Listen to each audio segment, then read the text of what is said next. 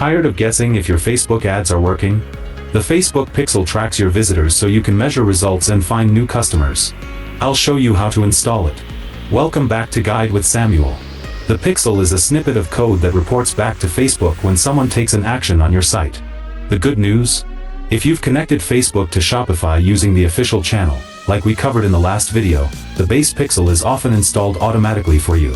However, you must verify it's working. Use the Facebook Pixel Helper, a free Chrome extension. Visit your site, and the extension icon should light up blue, confirming the Pixel is firing correctly. A crucial pro tip: don't stop at the base code. Set up key events like purchase or add to cart in your Facebook Events Manager.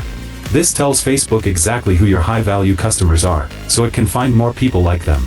And just like that, your Facebook ads just got a whole lot smarter. The Pixel is essential for tracking conversions and building effective remarketing audiences.